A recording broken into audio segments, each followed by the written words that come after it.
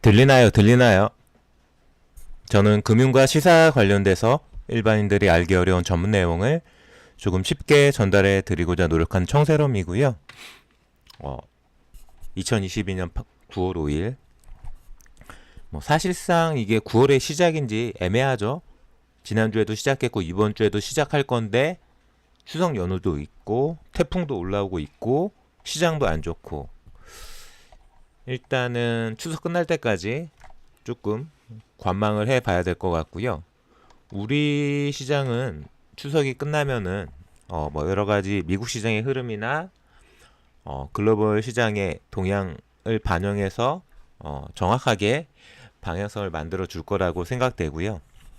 그때까지 나는 이 타이틀에 제가 썸네일에 적은 것처럼 여기저기 모두 눈치 보기 장세, 뭐 명확한 방향성이 없이 뭐 오르는 것도 아니고 내리는 것도 아니고 이것도 아니고 저것도 아니고 네 맛도 아니고 내 맛도 아닌 그런 느낌의 시장이 조금 펼쳐지지 않을까라고 생각되어지는 부분이고요. 잘 안 들리시나요? 잘 들리시면 1번, 잘 안 들리시면 2번. 잘 들리시면 1번, 잘 안 들리시면 2번.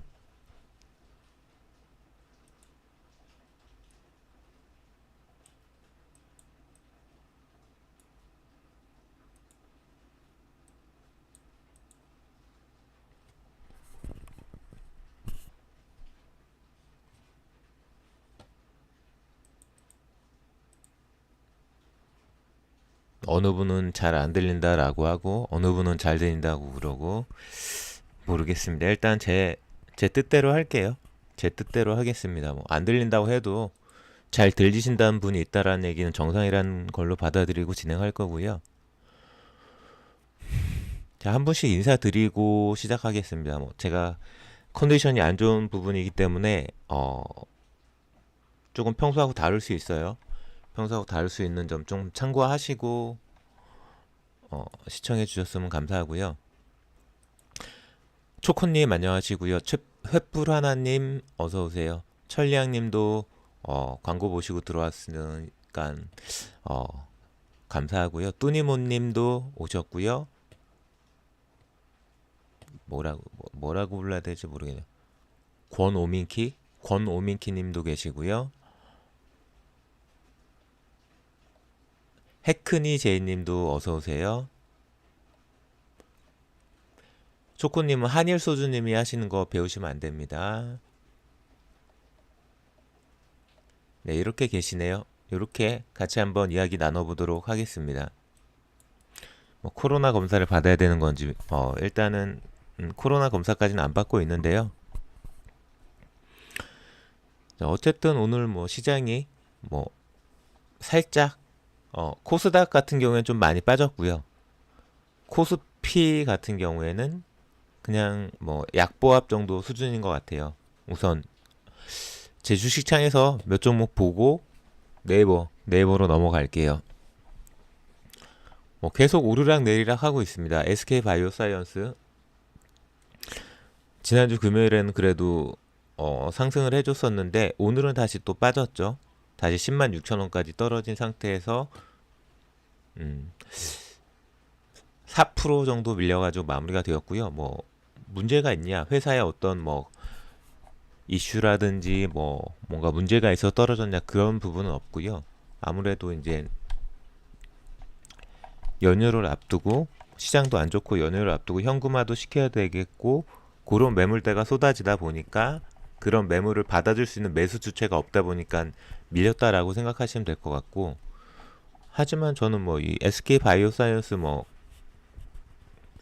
이렇게 계속 뭐 우하향으로 주가가 떨어질 거라고는 생각하지 않고 충분하게 펀더멘탈로 봤을 때도 계속해서 실적이 꾸준하게 심지어는 뭐 4배, 5배까지 실적이 폭발하고 있는 중이기 때문에 아무 문제 없다라고 생각되고요. SK 하이닉스도 삼성전자도 거의 뭐 한 1% 가깝게 0.5%에서 1% 사이 57,100원까지 오늘 삼성전자 조정이 나왔는데 이거는 뭐 안 좋은 뉴스죠. 뭐 미국에 있는 삼성전자 뭐 고객 정보가 유출되었다라는 이야기가 있는데 뭐 긍정적인 소식은 아니죠. 긍정적인 소식은 아닌데 뭐 400조 매출에도 불안하다.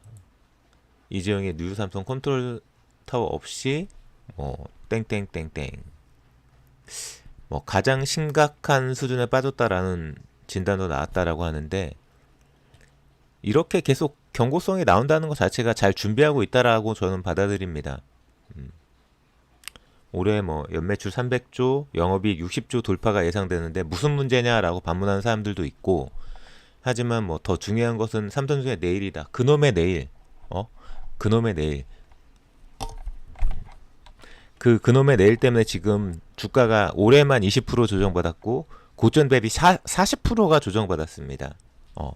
40%가 조정받았는데 거의 뭐 2년 동안 작년 1월 달이 삼성전자 주가 최고점 96,000원이었기 때문에 그때부터 따지면 거의 20개월이에요. 20개월 동안 주가가 계속 떨어지고 있는데 뭐 실적이 계속 떨어졌냐? 아니요. 삼성전자 실적은 계속 최고치였어요. 그럼 얘네들이 말하는 그 내일에 그 20개월을 이 96,000원부터 떨어질 때부터 계속 떨어졌는데 말이 안 되죠. 어쨌든 저는 뭐 우려가 과도하게 반영되어 있다라고 생각되는 가격이기 때문에 충분하게 뭐 저점 매수 해볼 수 있는 가격이라고 말씀드리고 있는 부분이고 삼성전자의 내일 뭐 미래 먹거리에 대해서 뭐 다들 알고 있죠. 2030년까지 TSMC 잡는다고 그랬죠. 잡을 수 있을지 못 잡을지는 우리가 뭐 한 달, 6개월 이렇게 판단할 수 있는 부분은 아니고 지금 뭐 GAA 기술이라든지 뭐 여러 가지 뭐 장비라든지 뭐 미국 공장, 미국 투자, 뭐 글로벌 반도체 동향 뭐 한두 가지가 아니기 때문에 단순하게 이렇게 표현한다는 것 자체가 저 사람들이 뭔가 알고 뭐 내일이 문제 뭐 더 중요한 건 삼성전자의 내일이다 말은 쉽죠. 말은 쉽지만 잘 준비하고 있다라고 저는 생각되고 있고요. 문제가 없어요. 지금 뭐 특별하게 뭐 실적이 꺾였거나 이런 부분은 없는데 물론 재고가 좀 늘어나고 반도체 메모리 칩 가격이 조금 떨어지고 있는 건 사실이지만 항상 그래왔던 수준이었지 그게 뭐 충격적으로 미래를 걱정할 수준으로 뭔가 문제가 발생되고 있다. 그런 부분은 1도 없습니다. 그런 부분은 1도 없기 때문에 우리가 뭐 지금 기다릴 부분은 저런 뭐 경고가 나오는 부분에 대해서 뭐 과도하게 더 반영하는 게 아니라 지켜보는 거죠. 지켜보는 거라고 생각하시면 될 것 같고요. 저는 뭐 충분하게 잘 바닥 찍고 올라설 수 있는 기업이라고 생각하고요. 뭐 삼성전자가 무너진다? 생각할 필요 없죠. 뭐 주식이 아니라 주식 할아버지도 생각할 필요 없습니다. 삼성전자가 무너질 거라는 가정으로 뭘 생각한다? 뭐 그거는 선택지에 없어요. 선택지에 없다라고 생각하시면 되시고요. 셀트리온도 셀트리온, 삼성전자, 하이닉스, 뭐 SK 바이오사이언스 그리고 두산 피어셀 다 조정이죠. LG 에너지 솔루션 빼고는 다 조정이었어요. 그렇다고 뭐 회사에 문제가 있냐? 문제 없어요. 여러 가지 시장의 매수 주체라든지 매물대는 쏟아지는데 그 매물을 걷어갈 수 있는 주체가 없다 보니까 일단 가격이 떨어진 상태에서 거래가 되는 거라고 생각하시면 될 것 같고요. 뭐 펀더멘탈이라든지 향후 모멘텀 지금 말씀드렸던 종목들 모두 다 SK 바이오사이언스나 삼성전자나 셀트리온 우리나라에서 그 어떤 기업과 비교해도 돈 잘 벌고 있고 앞으로도 돈 잘 벌 거고 근데 주가는 싸죠. 이게 뭐를 의미하는지는 잘 한번 생각해 보시고 공부를 좀 해보셨으면 좋겠어요. 그런 부분이 있다라고 생각하시면 되시고요. 두산 피엘셀은 조금 다르죠. 두산 피엘셀은 지금 돈을 벌고 있는 기업이 아니라 앞으로 돈을 벌 수 있을 거라고 생각하고 베팅이 들어갔던 종목이기 때문에 시장이 무너지니까 좀 과도하게 빠지는 부분이죠. 굳이 지금 떨어지고 있는데 지금 이 떨어지고 있는 칼날을 잡을 필요는 없습니다. 두선 피열셀의 경우에는 충분하게 떨어지고 나서 저점 확인하고 반등할 때 고려해 보시고 분석해 보시고 생각해 볼 수 있는 종목이라고 말씀드릴 수 있고요. 더 떨어질 수도 있고 멈춰서 다시 반등할 수도 있는데 뭐 한 3만 원 초반대까지는 더 떨어질 수도 있어요. 3만 원 초반대까지는.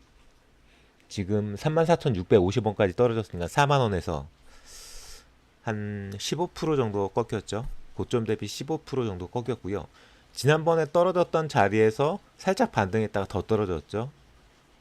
그러니까 뭐 굳이 표현하자면 헤드앤숄더인데 더 떨어질 수 있는 가능성이 있는데 그렇다고 이 종목이 뭐 완전 꺾인 거냐? 그렇지는 않아요. 모멘텀이 완전 훼손된 건 1도 없습니다. 저는 그렇게 보고 있고요.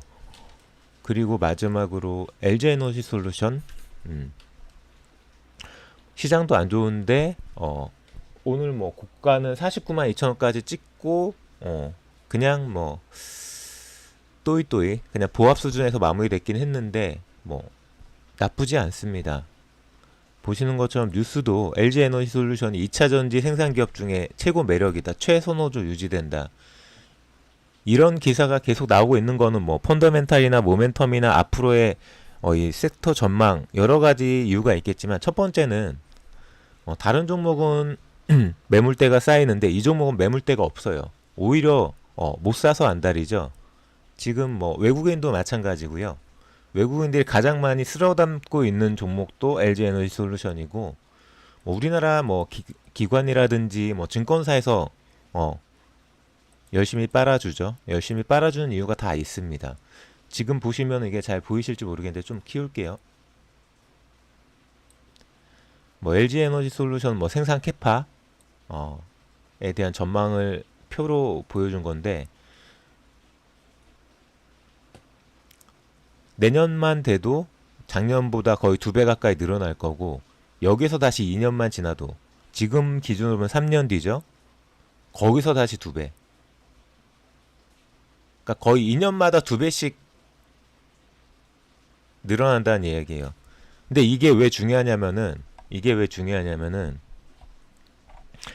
전지는 자동차에 들어가는 건데 지금 만들어서 이 자동차에 현대자동차에 지금 만든 거를 납품할 수 있냐? 아니요. 지금 2차 전지가 현대자동차라든지 뭐 여러 가지 전기차에 들어가는 건 이미 3년 전, 4년 전. 지금 만들고 있는 건 언제? 지금 만들고 있는 게 2025년. 그러니까 여기는 예상이라고 찍혔지만 이게 사실상 예상이 아니에요. 확정. 지금 LG에너지솔루션이 생산하고 있는 그 물량은 지금 현대차 게 아니라 3년 뒤 1감을 지금 만들고 있는 거예요. 그러니까 쉽게 말하면은 지금 저 주가가 지금 뜨기 시작했잖아요. 35만원 바닥 찍고 지금 뜨기 시작했는데 보시면 2025년도 캐파가 늘어나죠. 이 이유도 마찬가지 캐파는 계속 늘어날 거예요. 어디까지 달릴지 알 수가 없다는 거죠. 2년마다 2배씩 캐파가 늘어난다는 얘기는 보시는 것처럼 뭐 여러 가지 뭐 2차 전지 산업의 공급망 재편과 뭐 탈중국 기조에서 LG에너지솔루션이 업종 내 최선호주로 꼽히고 있다. 뭐 여러 가지 증권사들 뭐 국내에 다 마찬가지입니다. 뭐 인플레이션 관련된 법안 관련해서도 뭐 최수혜주라는 이야기가 나오고 계속해서 이 법안에 따라 가지고 이 FTA 미국 FTA가 체결된 국가에서 2차 전지 품목대 채굴 생산 가공 2023년부터는 미국 내 생산 비중은 핵심 소재 40, 원재료 50 이후 계속 이게 10%씩 비중이 증가된다는 얘기는 어느 순간 되면 거의 뭐 100% 가깝게 늘어난다는 얘기죠. 불확실성이 뭐 전혀 없는 건 아닙니다. 불확실성이 전혀 없는 건 아니지만 사실상 미국 중심의 공급망이 무너진다? 그러면 뭐 러시아하고 중국이 글로벌 공급망을 장악한다? 말도 안 되는 소리죠. 말도 안 되는 부분이기 때문에 결과적으로는 LG에너지솔루션이 2차 전지에서 핵심 기업이 될 수밖에 없는 부분이고요. 뭐 어떤 뉴스를 봐도 LG 에너지 솔루션 같은 경우에는 음, 문제가 없어요. 문제가 없고 잘 한번 생각해 보세요. 어, 지금은 또 너무 높은 자리니까 망설여지실 수 있는데 미리미리 이때도 마찬가지로 조정받은 자리에서도 아 이거 더 떨어지는 거 아니야라고 생각하셨던 분들은 제가 이 박스권에 돌파가 나온 지점이기 때문에 지지받을 거라고 말씀드렸잖아요. 그죠? 한 이 정도에만 건졌어도 지금 해피한 거죠. 뭐 44만 원, 45만 원, 지금 48만 원이니까요. 그런 부분이 충분하게 생각해 볼 만한 여지가 있는 종목이라고 말씀드린 부분이고요. 화면 바꿔가지고 네이버로 갈게요.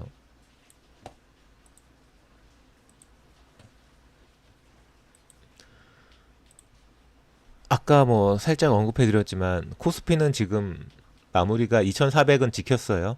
2400은 지킨 한 0.2% 정도 지수가 밀린 약보합 정도에서 마무리가 되었고 근데 코스닥은 조금 많이 밀렸죠. 뭐 기술주 여러 가지로 조금 약간 성장주 위주의 코스닥은 2% 가깝게 밀렸어요. 시장이. 그러니까 800선이 무너지기 시작한 게 어떻게 보면은 좀 뚝이 무너진 느낌. 코스닥에서는. 근데 그게 뭐 오래 갈 거냐? 저는 그렇게 오래 갈 거라고 생각하진 않는데, 지금 여러 가지로 매물을 잡아줄 수 있는 곳이 없다 보니까 코스닥에서 지금 개인만 사고 외국인 기관이 계속 팔고 있기 때문에 2% 가깝게 밀린 시장이고 그나마 그래도 코스피는 기관이 1,300억 정도 담아주면서 뭐 하락을 어느 정도 방어하고 2,400은 지켰죠. 2,400은 지킨 상태에서 오늘을 마무리했고 뭐 추석 전까지 3거래일 남았죠. 화수목인데 화수목 정도인데 지금 계속해서 미국 증시가 브레이크가 안 잡히고 있죠. 미국 증시 계속 브레이크 안 잡혀요. 계속해서 떨어지고 있습니다. 뭐 다우지수는 볼 것도 없고 다우지수는 우리나라에 영향도 없기 때문에 뭐 나스닥이나 S&P가 영향을 주는데 보시면은 이 최고점 13,000원에서 쭉 빠져 지금 11,600이면은 한 1,500포인트 빠진 거거든요. 1,500포인트면은 거의 10% 이상 빠진 거죠. 이렇게 생각하시면 될 것 같고 뭐 그렇다고 이게 많은 조정이냐 그렇지도 않아요. 왜냐면 1,500부터 올라왔기 때문에 1,500부터 올라온 부분이기 때문에 한 뭐 20% 넘게 거의 뭐 25%막 이렇게 상승한 부분에서 지금 10% 빠진 자리인데 딱 절반 정도 절반 살짝 못 빠졌다고 생각하시면 되죠. 그러면 이제 지금은 브레이크가 잡혀야 되는 게 맞아요. 여기서 이제 지금 올라온 거에 절반 이상 해송된다면은 모멘텀 자체가 무너지는 거죠. 봅시다 한번. 오늘 밤에 브레이크가 잡힐지 뭐 내일 밤에 잡힐지 추석 연휴 중에 브레이크가 잡힐지는 아무도 모르는 건데 일단은 미국 시장이 브레이크가 잡힌 다음에 그래도 최소한 횡보 정도는 해줘야지만 우리 시장이 다시 한번 랠리가 나올 수 있을 거라고 생각되기 때문에 네 그런 부분을 확인하면서 섣부르게 뭐 자금이 있다라고 섣부르게 주식 투자로 들어가시는 게 아니라 돌다리도 두드리듯이 관심 있는 종목 있다면 한 주만 담아 보실 때도 음봉에서 담는 게 아니라 양봉에서 담아야 되는 부분이라고 말씀드렸고요. 팔 때는 음봉에서 파는 거고요. 살 때는 양봉에서 사는 겁니다. 네, 습속바람님. 광고는 반복적으로 보셔도 뭐 볼 때마다 어차피 적립되는 거죠. 물론 주문폭주님께 적립되는 건 아니지만 저한테는 적립되는 거죠. 그렇게 생각하시면 되시고 뭐 환율 이야기 하시는데 시장지표 볼까요? 1370원. 그 뉴스를 하나 봤었는데 뭐 주요국 환율 중에 우리나라 환율이 제일 많이 올랐다고 하네요. 근데 뭐 여러분들 생각에 우리나라 경제가 지금 이 환율이 오르는 것처럼 폭망 중인가요? 그런 정도 수준은 아니에요.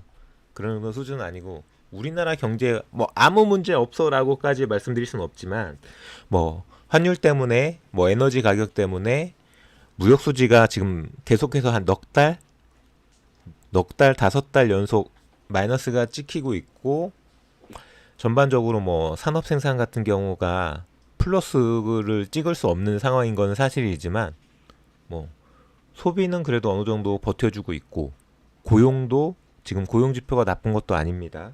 그러니까 전반적으로 전체적인 경기 순환 사이클 자체가 다 무너져 있는 상황은 아니에요. 그러니까 이렇게 환율이 이렇게 미친 듯이 올라갈 수 있는 상황은 아닌데, 기본적으로 뭐 물가적인 부분도 있고 글로벌 공급망, 전쟁, 에너지, 그리고 가장 중요한 건 미국의 금리 인상. 그렇다 하더라도 조금 과도하죠. 환율이 올라가는 부분이 과도하기 때문에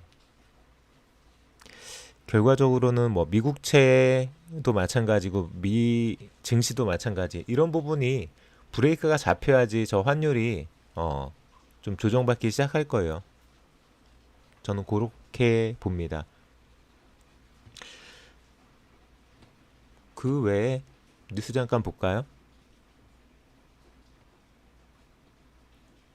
별다른 이야기가 없죠. 계속해서 뭐 연고점을 갱신한다. 뭐 미 경기 상황도 경계심 때문에 반등하지 못하고 있는 상황이고, 상승 모멘텀 자체가 지금은 없기 때문에 눈치 보기 장세가 이어진다. 어, 여기저기 모두 눈치 보기 장세라는 표현을 쓸 수밖에 없어요. 정확하게 이제 매물대가 나올 때, 매물이 나올 때 여러 가지로 매도를 치려는 사람들이 있을 때 그거를 싹 걷어갈 수 있는 음, 그런 주체가 지금 사라져 있는 상태이기 때문에 그런 부분에 대해서 이제 상승 모멘텀이 전혀 없는 거죠. 일부 종목들 제외하고는 대다수 조금 힘든 그런 시장이 이어지는 부분이고, 여기서도 이야기하죠. 제가 말씀드린 것처럼 뭐 긴축도 마찬가지, 금리, 달러 강세도 마찬가지, 이런 여파가 이어지기 때문에 추석까지 아무래도 결과적으로는 뭔가 방향성이 없는 이런 지지부진한 장세가 이어질 걸로 보고요. 기존에 말씀드렸던 종목 잠깐 볼까요? 시장이 안 좋으니까 뭐 딱히 괜찮다라는 종목은 없고, 뭐 현대차 정도? 현대차는 여전히 강하죠. 뭐 18만 원 깨질 것처럼 막 불안불안 했던 때가 얼마 전이었던 것 같은데 벌써 다시 20만 원이에요. 일별로 한번 볼까요? 시세 일별로 보시면은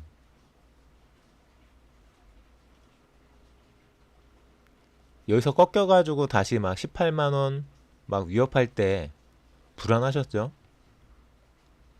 근데 결과적으로는 여러 번 말씀드렸다시피 이제는 내연기관이 지배하는 세상이 아니라,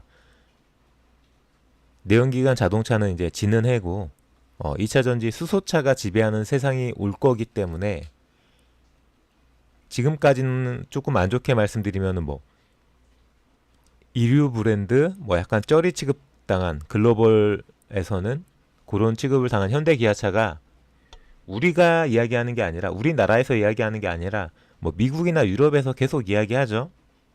테슬라한테 어깨를 견줄 수 있는 브랜드가 현대기아차밖에 없다라고. 현대차를 그나마 테슬라를 잡아볼 만한 비슷하게 비교해 볼 만한 회사는 테슬라랑 비교 가능한 회사가 현대기아차밖에 없어요. 글로벌에서 지금 뭐 폭스바겐도 아니고요. 뭐 벤츠, BMW 다 아니고요. 그런 쪽으로 한번 생각해 보시면 될 것 같고요. 도요타도 마찬가지입니다. 도요타도 전기차 쪽에서 힘을 못 쓰고 있죠. 그렇기 때문에 뭐 계속해서 이렇게 오르락 내리락 하긴 했죠. 뭐 19만 원대 갔다가 다시 18만 원대로 꺾였다가 불안불안하다라고 생각하신 분들이 있었는데, 현대차를 이 뭐 18만 원대라든지 뭐 19만 원대라든지 살 수 있는 게 행복하다라고 느껴질 수 있는 순간이, 뭐 아까 그 LG 에너지 솔루션 생산 캐파 보였던 그 뭐 2년 뒤, 4년 뒤, 2023년, 뭐 2025년 그때 돼가지고 이 현대차를 20만 원에 살 수 있을까요? 저는 20만 원 꿈도 못 꿀 거라고 생각하거든요. 그때 되면은. 그런 부분 한번 생각해 보시는 게 좋을 것 같고요. 음. 좋은 종목은 어, 시장이 안 좋아도 결국은 달리죠. 이렌텍 이따가 다시 말씀드릴게요. HLB도 결국은 뭐 13일 날 뭐가 나온다고 그러는데 그냥 폭포수 떨어질 거예요. 제가 미리 다 얘기 드렸죠. HLB 같은 종목은 그냥 가격이 비싸지면 무조건 고가에서 팔고 뭐 3만 원 초반대라든지 3만 원 무너졌을 때 그런 자리에서 또 얘네들 뭐 말도 안 되는 찌라시로 슬슬슬 시동 걸면서 가격 띄우기 시작할 때 그때 쳐다봐야지. 지금은 비싼 자리라고 말씀드렸죠. 그렇게 보시면 될 것 같고 뭐 이수화학도 마찬가지죠. 뭐 2차 전지 관련된 소재 뭐 그런 모멘텀인데 어떻게 될지는 잘 모르겠어요. 이수화학은 뭐 워낙에 다양한 종목들이 있는데 이거하고 똑같죠. 금양도 마찬가지, 뭐 이수화학도 마찬가지. 뭐 지금 그나마 주목을 받는 게 2차 전지, 뭐 전기차 이런 거밖에 없으니까 보시다시피 뭐 움직인 게 그런 거죠. 그리고 포스코 홀딩스 같은 경우에는 뭐 좀 조정받은 부분이 있었기 때문에 그 조정받은 부분에 대한 반등 정도로 생각하면 될 것 같고요. 별다르게 뉴스는 없었던 것 같은데 한번 볼까요? 뭐 별다르게 뭐 다른 이야기는 없어요. 뭐 대단한 뭐가 있는 건 아니에요. 뭐 여기는 뭐 소문이 사실이었다라고 이야기하는데 뭔 소문이 사실이야. 예, 포스코 홀딩스가 포스코 홀딩스 하고 있는 부분이고요. 그냥 우량주가 꾸준하게 가격 방어가 되는 거라고 생각하시면 될 것 같고요. 현대로템은 저는 비싸다고 여러 번 말씀드렸죠. 그리고 이렌텍 볼게요. 이렌텍.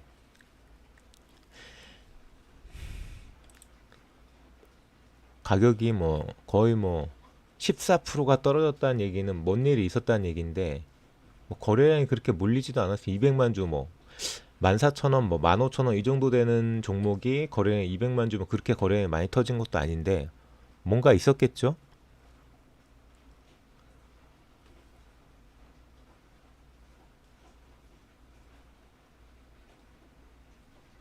이거 보시면은 종토방에 빨리 확인하세요. 따라만 오세요.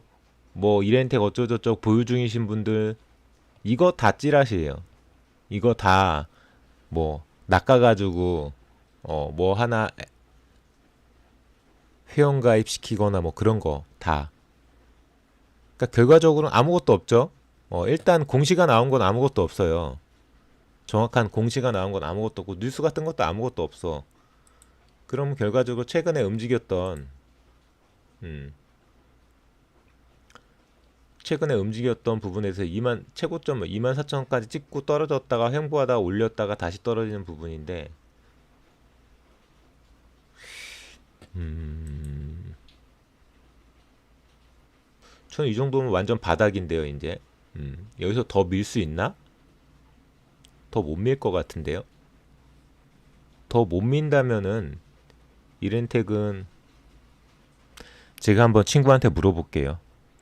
제 친구가 여기 다니니까 내부 정보를 한번 이용해서 한번 말씀드려 볼 텐데 일단 제 느낌은 지금 바로 잡을 필요는 1도 없죠. 어, 반전되면은 바닥 확인하고 반전되면은 한번 고려해 볼 수도 있죠. 싸졌으니까 가격이 이렇게 비싼 자리에 들어갈 필요가 없어요. 이런 자리 못하러 들어갑니까? 조정받고 횡보치다가 오를 것처럼 다시 빼는데 싸졌을 때 주식은 싸졌을 때 쳐다보는 거죠. 싼 가격에. 그렇다고 이 종목이 뭐 우량주는 아니에요. 이렌텍이. 지금 뭐 배터리팩 관련돼서 뭐 여러 가지 수주 이야기가 나오기 때문에 좀 움찔움찔 하다가 24,000원까지 올랐는데 네, 더조님 안녕하세요. 제가 한번 친구한테 정확하게 물어보겠습니다. 너네 회사 지금 최근에 지금 음? 급등 급락 나오는데 왜 그러냐고 한번 물어볼게요.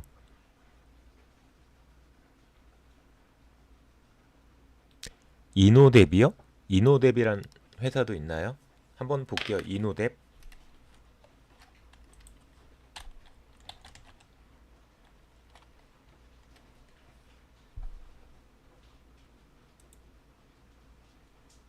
아, 이노뎁을 눌렀는데 왜 다른 게 눌려지?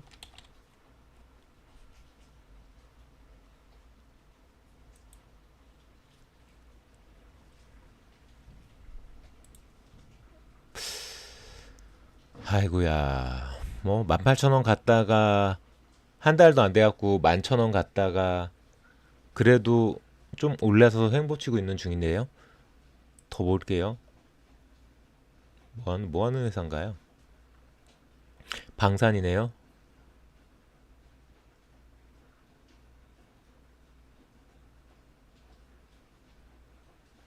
방산이야 뭐야 이거 뭐 소프트웨어예요 방산이에요 뭐예요? 영상 데이터 처리 장비 소프트웨어 제공 스마트 시티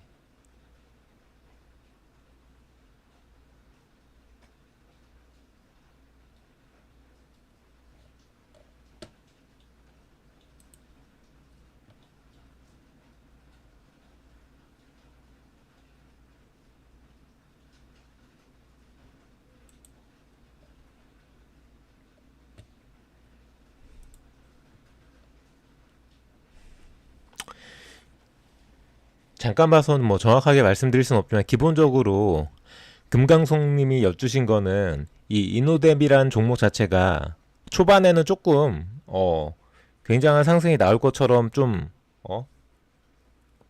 고가로 움직이다가 결국 시장 마무리될 때는 그 고가로 움직였던 상승폭을 다 반납하고 그냥 거의 뭐 오른 것도 아니고 내린 것도 아니게 마무리가 된다 이런다는 얘기잖아요.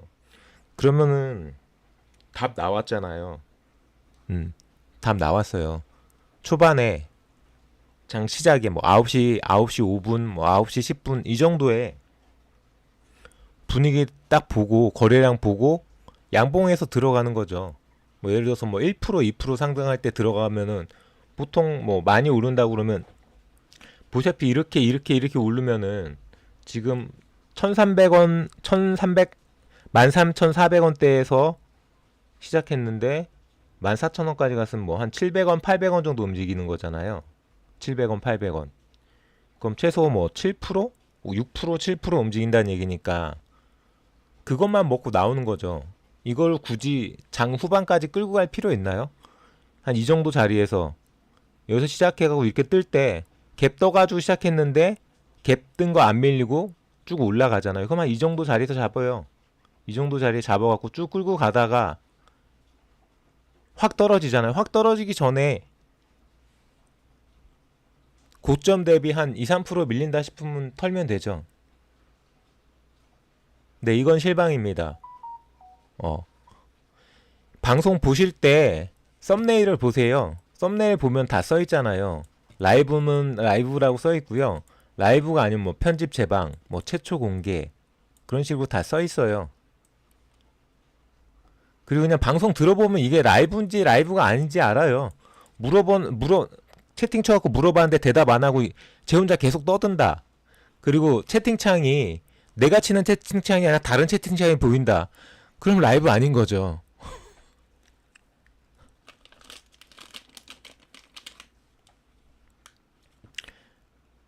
주식 거래는 이거 보시고 이쯤에 들어가셔서 이거 찍고 떨어질 때 이쯤에 팔면 돼요. 이만큼만 먹는 거예요. 무릎에 사서 어깨 팔면 되는 거예요. 굳이 이거 볼 필요 있나요? 이거 다 확인할 필요 있나요? 혹시라도 이렇게 갈 거라고 천장까지 이렇게 쭉 갈 거라고 이 빨간 선이 이 커서처럼 이렇게 쭉 계속 이렇게 달려갖고 저 천장 뚫고 갈 거라고 기대하는 거잖아요. 그거 다 욕심 미련 집착이에요. 어. 먹을 수 있는 만큼만 먹고 나오시면 돼요. 고점에서 꺾이는데 왜 안 파시죠? 예를 들어서 여기서 안 샀다. 여기서 안 샀으면 여기서 꺾이든 말든 상관이 없죠. 이렇게 놀든 안 놀든 상관이 없어요. 근데 이게 계속 반복된다. 이게 끝없이 반복될까요? 그렇지는 않을 거예요. 이런 주가 추이가 난다. 오늘도 마찬가지죠. 초반에 이렇게 막 움직이다가 뺄 듯 오를 듯 뺄 듯 오를 듯 하다 결국 오르잖아요. 그러면 이 정도에 들어가면 되죠. 이 정도에 들어갔고 고점 찍고 떨어질 때 한 이 정도에서 팔면 되죠. 미련 없이. 이만큼만 먹으면 되잖아요. 이만큼만. 이걸 다 먹으려고 하지 마시고요. 이 종목이 왜 이렇게 움직이냐 그건 모르죠. 근데 기본적으로 이렇게 움직인다는 것 자체가 운전을 이렇게 하는 거예요. 주포가 훅 꼬셔가지고 여기서 털고 올릴 듯 말 듯 올릴 듯 말 듯 하다가 끝내고 그 다음날에 다시 또 훅 올려가지고 올릴 듯 말 듯 올릴 듯 말 듯 하다 훅 빼고. 종가는 비슷하잖아요. 여기나 종가는 비슷해. 가만히 있던 사람들은 뭐 문제가 없어요. 주식을 들고 있었어도 가만히 있던 사람도 뭐가 지나갔냐? 뭐 이 느낌인 거죠. 하지만 이걸 거래를 했던 사람들은 뭐 사고 팔았던 사람들은 얼마든지 자기가 수익을 챙길 수 있는 거죠. 주식은 그런 거예요.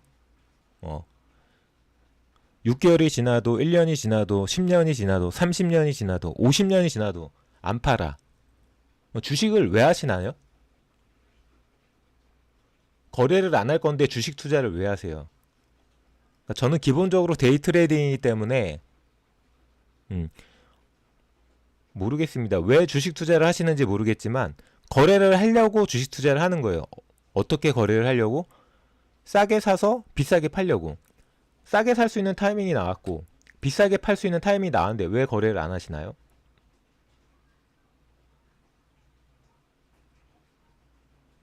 이것도 먹고 앞으로도 계속 먹는 사람과 그냥 이때 그냥 들고 있던 사람 당연히 틀리겠죠. 그리고 주식 거래를 1000번, 10,000번을 해본 사람과 주식 거래를 수십 번도 안 해본 사람은 벌써 보는 눈 자체가 틀려요. 타이밍을 못 잡는 거죠.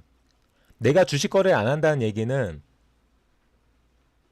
나는 장기 투자다라고 생각하실 수도 있지만 개미 투자자가 장기 투자자가 어디 있습니까? 그거는 핑계고 전문가들한테 가스라이팅 당한 거예요. 개미 투자자가 장기 투자가 어디 있어요? 당장에 집안에 큰일 생기고 큰돈 필요하면 주식 팔 건데 그 정도 자산가라면 제 방송을 안 보겠죠. 기본적으로 진짜 집안에 큰일이 생겨도 주식을 안 팔 정도의 자산가면은 그런 사람들은 벌써 파도에도 바람에도 태풍에도 안 흔들리는 사람들인데 그런 사람들 거의 없어요. 무조건 흔들린다고 보는 거죠. 근데 기본적으로 전문가들이 자기들 편이라고 생각하고 포트폴리오 짜고 비투하지 않고 장기 투자하고 분산 투자하고 이게 다 맞는 얘기라고 생각하나요? 제가 지금 말씀드렸던 이 이야기 다 틀린 얘기예요. 내가 투자하는 회사 자체가 얘네들 다 비투잖아요. 그 어떤 회사, 물론 빚이 없는 회사도 있죠. 근데 대다수 회사가 빚 없는 회사가 어딨나요? 내가 지금 이 주식을 투자하고 있는 회사는 빚으로 회사를 운영하고 있는데 나는 비투를 하면 안 된다? 그게 무슨 개소리예요. 레버리지라는 걸 써가지고 내가 이익을 남길 수 있다면 레버리지 쓸 수 있는 거죠. 근데 그거를 잘못 쓰니까 문제인 거지. 자기가 감당 안 되는 레버리지를 쓰니까 문제인 거고요. 포트폴리오를 구성하라? 그것도 개소리예요. 자, 개인들이 종목에 대해서, 분석에 대해서, 시장 상황에 대해서 얼마나 안다고 포트폴리오를 짭니까? 포트폴리오를 짤 수 있는 개미는 개미가 아니에요. 솔직하게 말씀드려서 저도 포트폴리오 못 짜요. 분산 투자를 해라? 분산 투자를 어떻게 해요? 이 종목에서 5% 먹고 저 종목에서 20% 잃고 이 종목에서 10% 먹고 저 종목에서 30% 잃고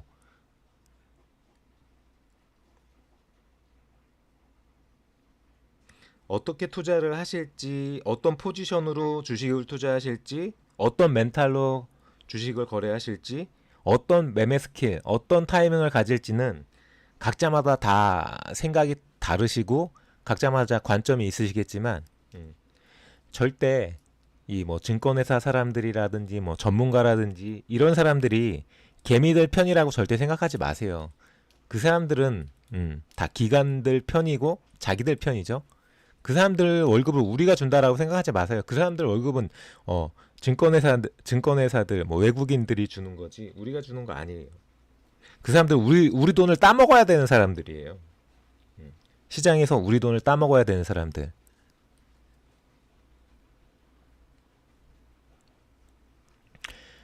예를 들어서 뭐 유튜브가 됐든 뭐 경제 방송이 됐든 공부하시려고 하시는 분들은 다른 거 다 볼 필요 없고요. 3프로 TV하고 염불리, 염승환 이사 방송만 보세요. 나머지들은 다 사기꾼이에요. 내가 뭐 종목을 찍어준다, 뭐 추천주를 준다, 뭐 포트폴리오를 짜준다, 다 개소리예요. 종목을 어떻게 봐야 되는지 눈을 키워주고, 뭐 주식 매매 타이밍을 어떻게 해야 되는지, 어떤 뭐 글로벌 시향에 대해서 이런 부분에 대한 전체적인 그림을 그릴 수 있는 그런 부분을 키워줄 수는 있는데 그 외에 내가 어떤 종목을 사야 되는지, 내가 어떤 타이밍에 거래해야 되는지는 그 누구도 알려줄 수 없어요. 자기가 경험으로 배워야 돼요. 근데 그 자기가 배워야 되는 그 경험이 내가 1,000만 원 있고 5천만 원 있고 1억 있다 해갖고 그 돈을 다 때려받고 배운다? 미친 거거든요. 미친 거. 한 주만 사는 거예요. 삼성전자가 됐든 현대차가 됐든 내가 그 종목에 관심이 있으면 딱 한 주만 사는 거예요. 한 주 사갖고 망할 일은 없거든. 한 주 사가지고 하한가를 맞아도 예를 들어서 지금 현대차가 20만 원인데 20만 원짜리 한 주 사갖고 하한가 맞아봤자 6만 원이에요. 6만 원 그냥 술 한잔 먹은 셈 치면 되지. 하한가 맞을 일도 없고요. 근데 그렇게 안 하시죠, 주식을. 내가 1,000만 원 있으면 삼성전자 한 500만 원씩 사고 현대차 한 500만 원씩 사고 이렇게만 해도 다행이에요. 근데 문제는 보통 보면 최소 종목이 한 5개, 10개씩 있어요. 최소.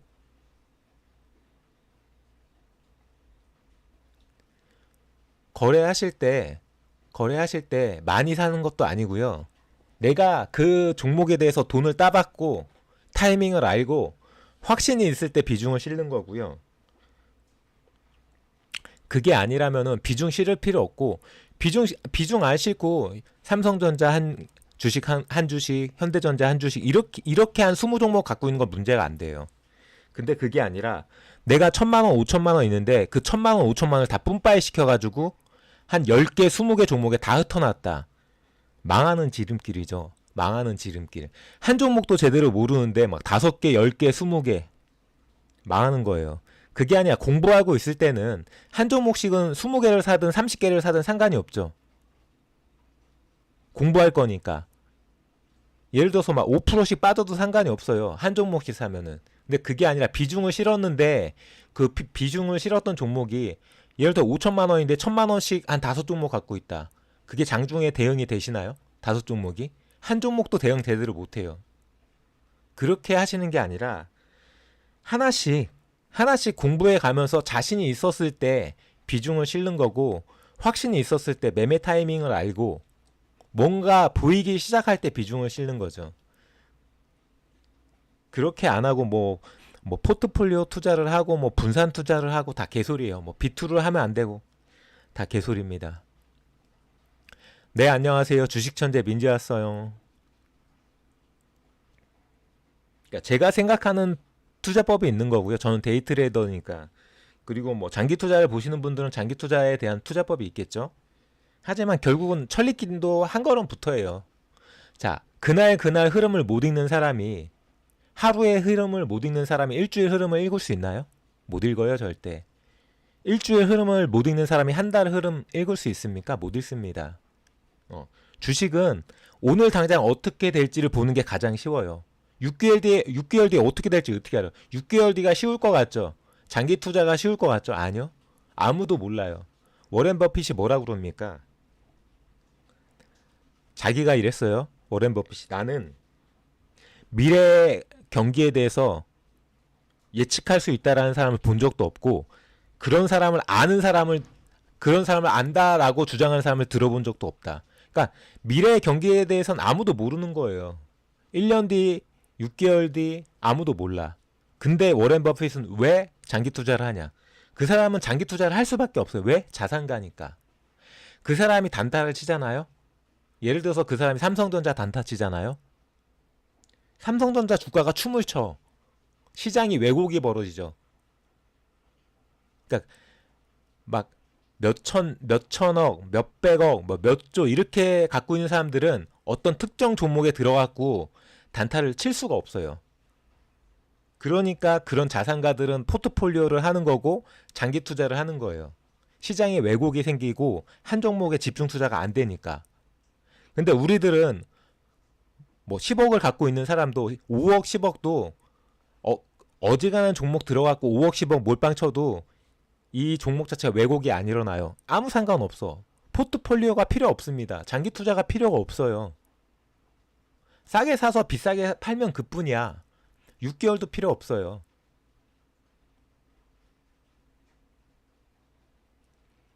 그러니까 아는 만큼 주식은 딱 아는 만큼 보이는 거예요. 근데 아는 만큼 보이는 건데 개인이 워렌 버핏처럼 그런 자산가가 없기 때문에 굳이 장기 투자할 필요가 없다는 거죠.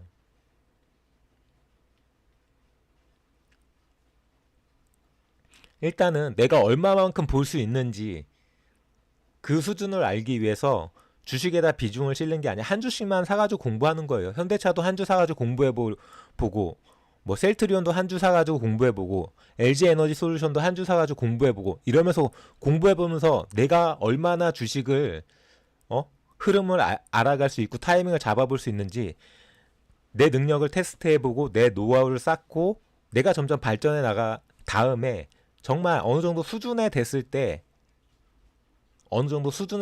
비중을 실어 볼 수 있는 거지. 그게 안 되는데 뭐 앞집 순이 엄마 옆집 철수 아빠가 주식으로 집 샀대 주식으로 차 샀대 그럼 나도 한번 몰빵 쳐볼까 패가 망신 당하는 거죠. 대응이 안 되잖아요. 주식은 예측이 아니라 대응이에요. 내가 비싸게 샀어도 그거보다 더 비싸게 팔 수 있는 대응을 할 수 있으면 돈 버는 거고요. 내가 아무리 주식을 싸게 샀어도 그 싸게 산 거보다 조금이라도 더 비싸게 팔 수 없는 대응을 못하면은 주식은 망가지는 거죠. 그러니까 여러 가지 관점에서 노하우도 쌓고 공부도 많이 하셔야 되시고 누가 잡아주는 고기, 누가 알려주는 종목 그런 거 없어요. 시장에서 어지간한 종목, 어지간한 상승, 어지간한 뭐 그런 건 다 알려져 있어요. 모르는 종목은 없어요.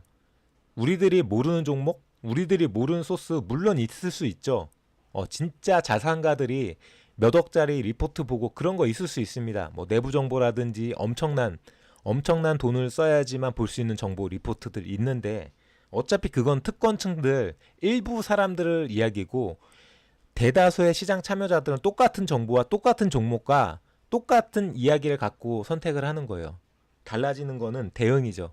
판단, 대응, 선택. 그것만 철저하게 할 수 있다면은 주식시장에서 돈을 잃을 일이 없죠. 조금은 잃을 수 있는데 뭐 2% 3%에서 손절치고 5% 10% 먹으면 되니까. 그게 안 된다. 그럼 그게 될 때까지 비중을 안 싣는 거예요. 내가 10번 투자해가지고 8번, 9번, 10중 8구 이상 타이밍을 맞출 수 없다라면은 비중 실는 거 아닙니다. 그 종목에 대해서. 공부만 계속 하는 거예요. 타이밍을 맞출 수 있을 때까지. 근데 그렇게 하지 않고 그냥 덤벼드니까 시장에서 실패하는 거죠.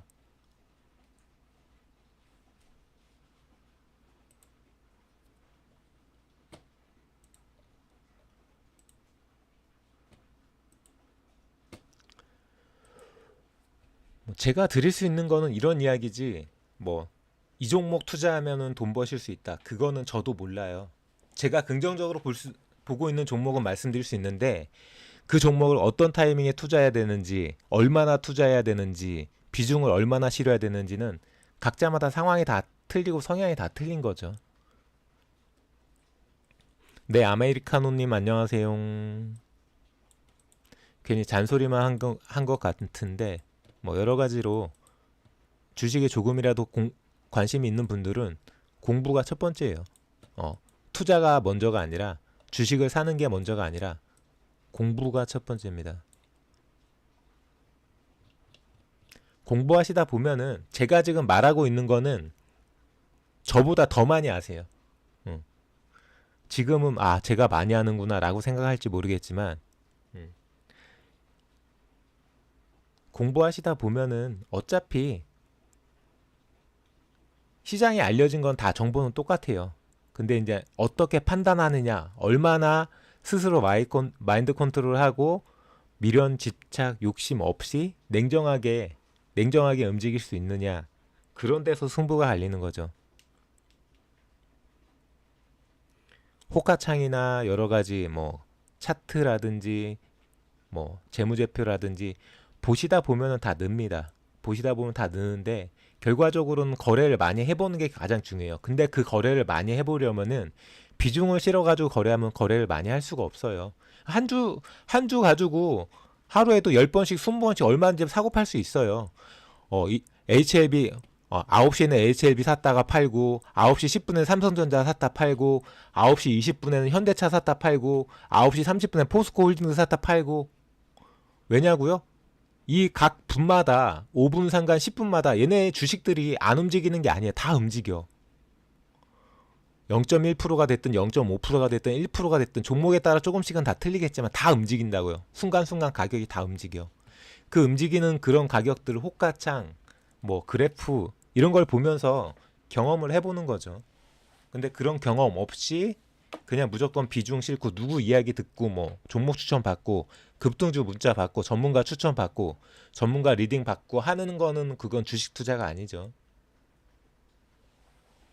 자기께 되지 않아요. 자기께 되는 주식 투자를 하셔야죠. 그래야지 그 노하우가 쌓아지는 것도 판단력도 늘어나는 거고 공부도 더 많이 되는 거고 그렇게 조금씩 주식에 대해서 알아갈 수 있는 거죠. 다른 사람 게 아니라 내가 주식 거래한 거는 순전히 내 거죠. 책임도 내 거고 그 결과물도 내 거고 그렇게 생각하시면 될 것 같습니다. 괜히 잔소리만 많이 들은 것 같은데 뭐 종목을 안 물어보시니까 뭐 어쩔 수 없습니다. 종목을 안 물어보시니까 물어보신 종목은 다 말씀드렸고요. 물어보신 종목은 다 말씀드린 것 같습니다. 오늘은 제가 컨디션도 안 좋고 요 정도에서 마무리를 짓고 또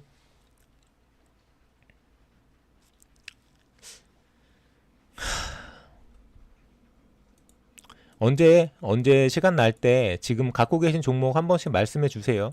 자리 때는 봐드릴게요. 아까 말씀드렸던 이노뎁은 좀 애매한 자리예요. 이거는 제가 뭐라고 말씀드릴 수 없어요. 잠깐 봐가지고 이게 뭐 갈 것 같다 못 갈 것 같다는 말씀드릴 수 없는데 그렇게 자리가 높지는 않아요. 기본적으로 높은 자리는 아니에요. 조정받고 바닥 찍고 살짝 횡보하고 있는데 여기에서 이전 고점으로 갈 수 있을지 아니면 계속 이렇게 지지부진할지는 이 섹터 동향을 잘 봐야 되는데 제가 잘 아는 섹터는 아니에요. 이쪽 자체가. 이쪽 섹터 제가 좀 뭐 잘 아는 섹터나 잘 아는 종목이다 그러면은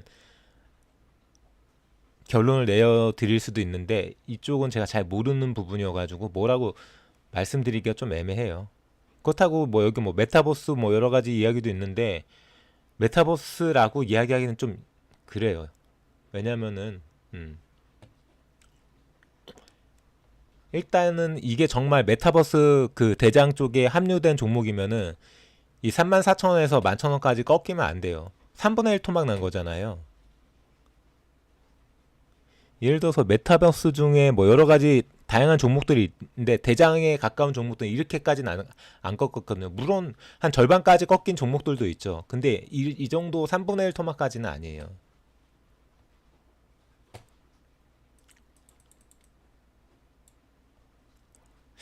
이 정도 말씀드리고 오늘 주식에 대해서는 마무리 짓고요. 저는 금융과 시사 관련돼서 일반인들이 알기 어려운 전문 내용을 제넥신이요? 제넥신 좋은데 문제는 저는 제넥신은 좋게 봐요. 여러 가지 뭐 좀 다양한 제약 바이오가 있지만 제넥신은 그래도 그나마 이제 기술력으로 승부를 볼 만한 이건 어느 정도 내피셜도 들어갔죠.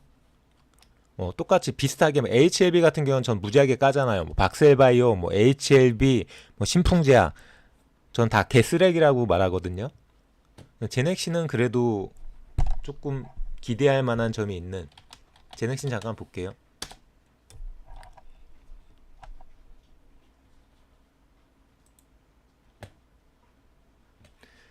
가격대가 회복이 안 되는 거죠. 전반적으로 지금 제약바이오 중에 가격대가 회복되고 있는 제약바이오는 거의 없어요. 3년 보시면은 거의 뭐 심하게 이야기하면 거의 뭐 10분의 1 토막까지는 아니지만 이거 뭔가요? 그러니까 어쩔 수 없어. 그러니까 이 모멘텀은 이건 다 돈을 벌어서 이 가격을 찍은 게 아니라 기대감이잖아요. 기대감으로 이렇게 갔던 건데 뭐 거의 뭐 신풍제약도 이렇죠. 박셀바이오도 최근까지 이랬다가 최근에 다시 조금 상승 나온 부분이고 대다수 다 제약바이오들이 다 이래요. 다. 뭐 셀트리온이나 SK 바이오사이언스나 뭐 시젠이나 뭐 시젠은 심지어 시젠도 거의 돈을 그렇게 잘 벌고 있는 시젠도 장난 아니게 빠졌죠. 근데 보시면은 제넥신 같은 경우에는 아직까지 매출도 이게 말이 안 되는 매출이고요. 뭐 영업이익이나 이런 거 볼 것도 없고요. 그러니까 회사가 준비하고 있는 뭐 그런 약물들, 그런 약들이 아직 정상 궤도로 안 올라온 거죠. 그나마 이제 뭐 우리나라에 다양한 제약바이오 업체가 있지만 조금 그나마 기대해 볼 만한 업체들이 제가 지금 기업이 생각이 안 나는데 잠깐만요. 그나마 기대해 볼 만한 회사들이 여기 다 지워버렸네. 여기에도 없는데요. 그 중에 하나가 제넥신이에요. 그 중에 하나가. 제가 생각하는 그런 종목들 중에서 그 중에 하나가 제넥신인데 여러 가지 말은 많죠. 여러 가지 말은 많은데 결과적으로는 단기적인 승부는 안 돼요. 어차피 빨라야 5년 10년이기 때문에 그러니까 부강약품 같은 경우에는 그래도 매출이 잘 나오는 회사라고 생각하시면 돼요. 뭐 부강약품 같은 경우는 매출이 잘 나오는 회사라고 생각하시면 되시고 약품자 붙은 거는 그래도 꾸준하게 매출이 나와요. 약품자 붙은 거 대다수. 근데 제넥시는 글자 그대로 이 매출로 지금 얘네 시가총액이 얼마죠?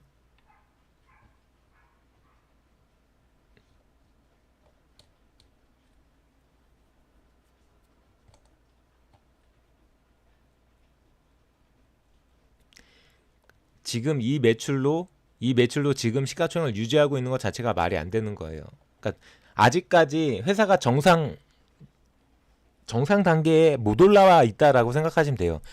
근데 여러 가지로 얘네들이 보여줄 수 있는 기술력 그런 부분에 있어가지고 그나마 좀 유망하게 보는 업체들 중에 하나죠.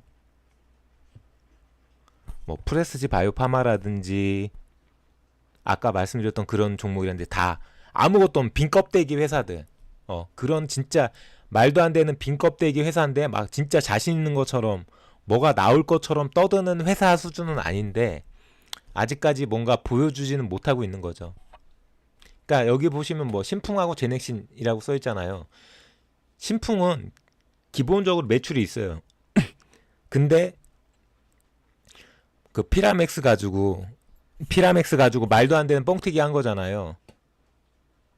그렇기 때문에 결과적으로 지금 주가로 돌아올 수밖에 없었던 부분이고 뭐 제넥신이 언제 폭발할지는 아무도 할 수 없지만 그래도 신풍보다는 가능성이 있다라고 생각합니다. 저는. 그러니까 신풍은 만약에 피라맥스가 만들어졌어도 그거 가지고 글로벌 매출은 안 나와요. 근데 만약에 제넥신이 약을 완성만 시킬 수 있다면은 완성이 된다는 이야기는 아닙니다. 무조건 완성된다는 이야기는 아닌데 완성을 시킬 수 있다면 글로벌 매출이 나올 수 있는 약이죠. 기본적으로는. 근데 쉽지는 않을 거예요. 근데 이거는 뭐 단순히 지금 이렇게 빠진 자리에서 뭐라고 말씀드리기가 어려워요. 물론 더 빠지기는 힘들죠. 더 빠지기는 힘든데 더 빠지는 게 문제가 아니잖아요. 이거 뭐 엄청 물려 계셨을 거기 때문에 부강약품은 그래봤자 뭐 이렇게 막 거의 막 8분의 1 막 7분의 1, 8분의 1 이런 수준 아니잖아요.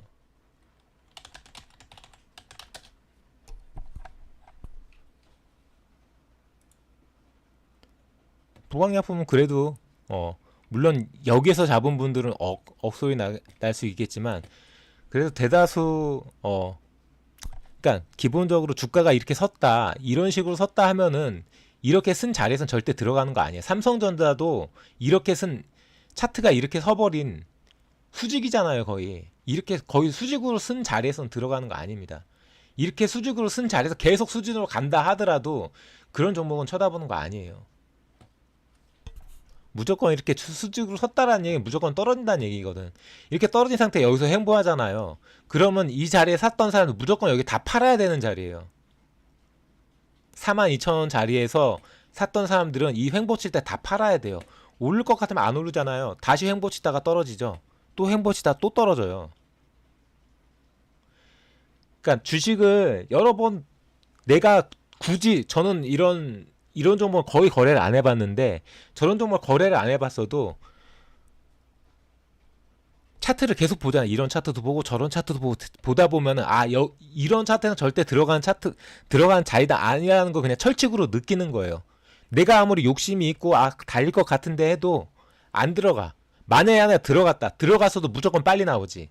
꺾이기 전에 꺾일 것 같으면 무조건 나오는 거예요. 근데 이런 비싼 자리에 들어가 놓고 무슨 배짱인지 모르는데 무조건 기다리는 거지. 차트는 벌써 꺾이고 있는데 꺾인 자리에서 횡보치고 있는데도 안 팔아.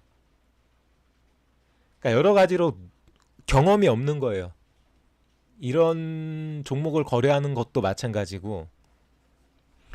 그러니까 경험이 제일 중요하죠. 경험, 노하우, 판단력. 뭔가 싸다 하면 무조건 나오는 게 맞아요. 도박이 아니니까. 주식은 도박이 아니니까. 내가 100만 원을 넣고 들어갔어도 도박은 100만 원 넣고 들어가서 끝장 볼 때까지 못 나오는 거잖아. 못 빼잖아 100만 원을. 근데 주식은 100만 원 넣었어도 뭐 95만 원에 빼든 97만 원에 빼든 93만 원에 빼든 90만 원에 빼든 80만 원에 빼든 언제든 뺄 수 있단 말이야. 근데 미련, 집착, 욕심 때문에 못 빼는 거지. 그러니까 이 미련, 집착, 욕심을 최대한 줄이고 최대한 정밀하게 판단할 수 있는 그 노하우가 먼저 필요하다는 겁니다. 공부가.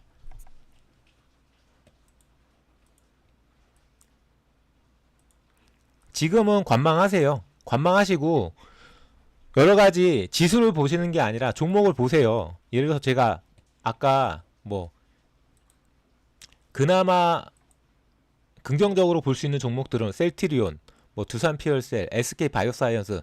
야 이거 뭐야 다 바닥인데 뭔 소리야 라고 생각해. 바닥이니까 긍정적으로 보이는 거예요. 그나마 두산피얼셀은 돈을 못 벌지만 SK바이오사이언스, 셀트리온 돈 무지하게 잘 벌죠. 돈 무지하게 잘 버는데 주가가 바닥이야. 그럼 봐야 되는 게 맞죠. 지금 바로 사라는 게 아니라 보고 있다가 회사가 돈을 되게 잘 버는데 시장도 안 좋고 주가도 무지하게 싸. 바닥이야. 그럼 쳐다보고 있다 반등 나올 때 사는 거죠. 반등 나올 때. 바닥 찍고 바닥에 살 수 있는 사람은 아무도 없어요. 거기가 바닥인지 모르니까 바닥을 찍고 나서야 아는 거죠. 바닥 찍고 반등해야 아는 거예요. 그러니까 바닥에 못 사고 어디 사요? 무릎에서 사는 거예요. 천장도 어디가 천장인지 모릅니다. 이게 언제까지 뚫고 올라갈지 아무도 몰라요. 뚫고 올라가다가 찍고 떨어질 때 저기가 천장인지 확인되는 거는 떨어지고 나서야 저기가 천장이었구나 라고 확인되는 거죠. 그러니까 머리 꼭대기에서 못 팔고 어깨에서 파는 거예요. 그래서 주식은 무릎에서 사서 어깨에 판다라는 절대적인 격언이 생긴 겁니다. 어차피 주식은 박스권이에요. 계속 반복. 무한 반복입니다. 싸졌다가 비싸졌다. 싸졌다가 비싸졌다. 근데 이런 무한 반복을 안 하는 회사도 있어요. 계잡주. 그러니까 가급적이면 계잡주를 안 보는 게 맞는 거예요. 대다수 종목들은 뭐 셀트리온이 됐든 뭐 SK 바이오사이언스가 됐든 CGN이 됐든 뭐 삼성전자가 됐든 현대차가 됐든 다 사이클을 타요. 싸졌다가 비싸졌다. 싸졌다가 비싸졌다. 그 싸졌다가 비싸졌다. 싸졌다가 비싸졌다 하는 그 사이클의 바닥이 셀트리온, SK 바이오사이언스라고요. 여기에서 반등이 나오면은 공부하시고 한 주씩 모아가는 거죠. 바닥에서. 현대차도 마찬가지고 삼성전자도 마찬가지고 최고점에서 40% 조정을 받았어요. 삼성전자가 96,000에서 40% 조정을 받은 가격이야. 더 떨어진다? 더 떨어져봤자 얼마나 떨어지겠습니까? 그리고 삼성전자 실적은 지금 계속 최고치 찍고 있어요. 반등이 나온다. 반등이 나오면은 그때부터 어디까지 달릴지 아무도 모르는 거죠. 반도체 가격이 메모리 칩이 언제 상승으로 틀지 누가 합니까? 지금이 바닥인데. 그러니까 그런 부분을 감안하셔가지고 절대 비싼 종목을 쳐다보는 게 아니야. 남들이 좋다, 막 이 종목 달린다. 그러면 기본적으로 비싸다라고 생각하고 차트를 보세요. 자리가 높은지 아닌지. 자리가 높으면 가급적이면은 내가 실력이 좋다라고 생각하지 않는 이상 들어가는 게 아니에요. 싸게 사서 비싸게 파는 걸 먼저 배우셔야죠. 비싼 종목을 더 비싸게 파는 건 어려워요. 그렇게 할 수도 있지만. 자, 오늘 여기까지 말씀드리고요. 저는 금융과 시사 관련돼서 일반인들이 알기 어려운 전문 내용을 조금 쉽게 전달해 드리고자 노력하는 청새롬이었고요. 지금 바로 검색창에 청새롬